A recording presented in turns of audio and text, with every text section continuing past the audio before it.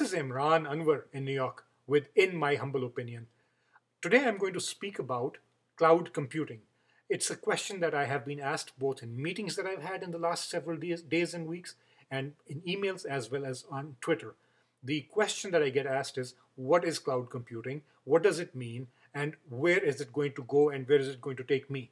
Because of the range of questions I get asked, I'll try to encompass the answer so that it primarily serves the needs of three audiences. One would be the end users and the client organizations who would use cloud computing. The second is the vendors and service providers who are offering solutions in cloud computing or would like to. And thirdly, media and analysts, my fellow journalists as well as others. I happen to have played roles in all three of these spaces, so hopefully what I have to say is of interest to you. One of the simplest questions is, what is cloud computing? And we go to our good old friend, Google. Now, when I put in a simple term in Google to search, a big buzzword of a few years ago, if you remember it, on-demand computing was going to be this big thing that would change the world, etc., etc. So I put in quotes, on-demand computing. And Google told me that it has 419,000 or almost 420,000, less than half a million, 419,000 pages that it has indexed on on-demand computing. Put in the search for cloud computing as a phrase, and we are looking at 13.4 million. So it's almost 28 times or 30 times more volume of the number of pages that Google has indexed. Obviously, some it might be because there's a lot more bloggers out there and everybody's using the word cloud computing a lot more.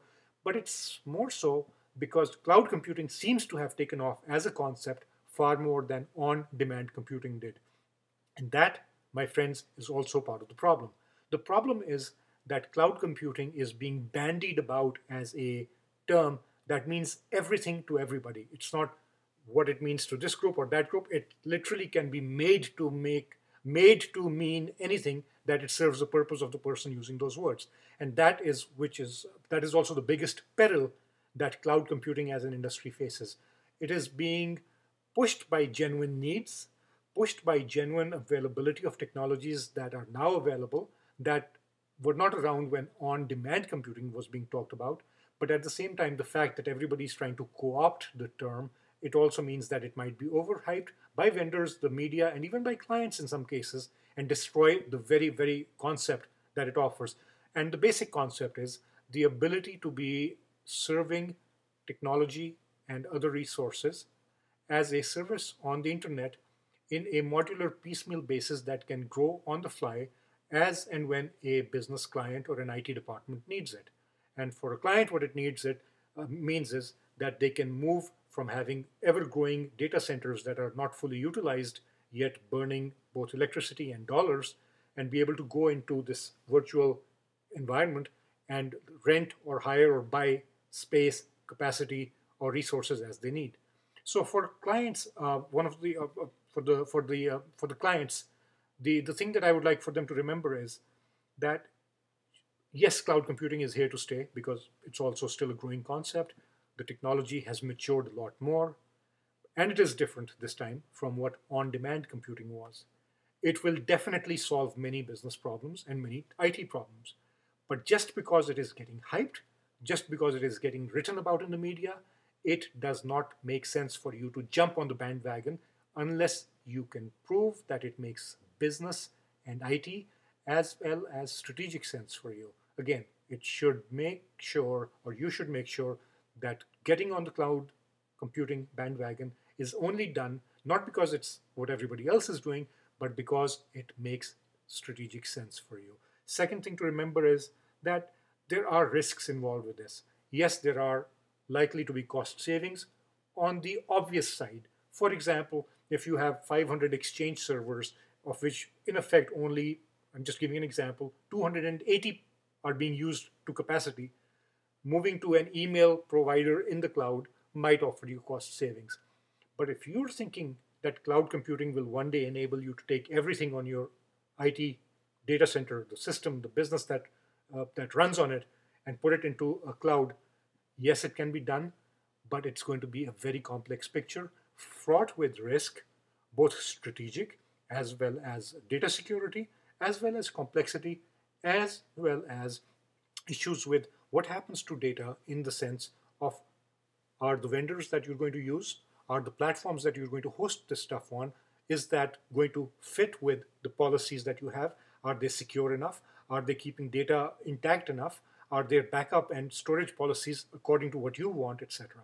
So there will be cost savings for the simple things, but on the other mission critical, life critical for your business issues, be very careful that you only work with vendors and work in a strategic manner, business strategy and technology strategy, as well as financial strategy, to make sure that you get the most value out of it.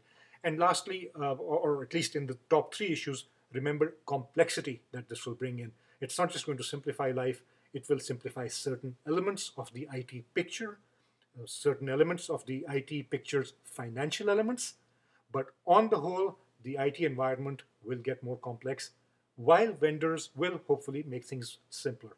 Now, that brings me to talk about vendors. Uh, Part of the problem for you and even for me as a consultant and service provider in this space would be, keep in mind that hype is a good thing when people get excited about something you and I are selling. However, something that gets hyped to this extent is only bound to turn into headaches and heartache, if not serious pain for us, if we end up either over promising or ending up being in relationships with clients whose expectations are set not by us, but by these 13.4 million and growing people on the internet who are putting all these words out about cloud computing, literally shaping the concepts of clients and everybody else about what cloud computing can do.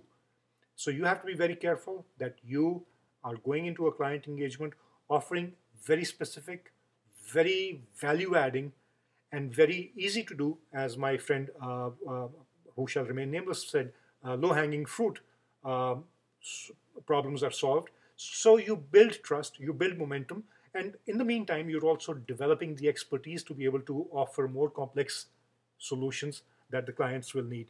So it's a great opportunity out there, but be very careful because you just might get what you wish for, and it might be more than you can deliver on, and that would be a very bad thing both for the vendors as well as for the clients. When things go wrong, obviously it shows up in the media. So, to my fellow journalists and other friends in the media and in the analyst community, one of the things for us to remember is that this is not a magic bullet. It's an exciting bullet. It can kill many kinds of target. It can be shot at many kinds of target, but it is not a solution that will solve every problem that businesses have, either on the financial or on the IT side. So, my suggestion to you would be to take a deep breath and a big step back and see and learn from what we did and what we saw happen with on demand computing. Because if we don't do that, the same things that happened with on demand computing could happen 10 times or 30 times worse with cloud computing. And in this particular instance, we have to be very careful. We have to perhaps even hold the feet to the fire of vendors and make sure that they're not just making wild generalizations, but that we, the media, are able to ask them questions and get answers which actually help them offer more accurate solutions, more accurate offerings, more sensible offerings, while we're also educating end users and business decision makers on what cloud computing is, what it can do, and what it cannot do. If we all do this properly, then there are likely to be a greater number of success stories, which hopefully is what we, especially in the business and technology media, would like. Hopefully, we're not in the gotcha business reporting on how this or that cloud computing and transfer or deployment went south or literally caused some business to go fall flat on its face. So, if we're looking for success stories, we might actually have to play a tough love role with the vendors and ask them tough questions, help them clarify their thinking and their messaging, try to get them on the same page so when the media, say Business Week or Information Week or Wired Magazine or the New York Times, when they are talking about cloud computing, they're talking about the same thing. And I'm not talking about the standard one-line Wikipedia sort of entry, what cloud computing's shortest common denominator is, but a clearer picture than that. So hopefully this helps my friends in all three segments of the industry get a better idea of where they stand on cloud computing and what comes next. Thank you.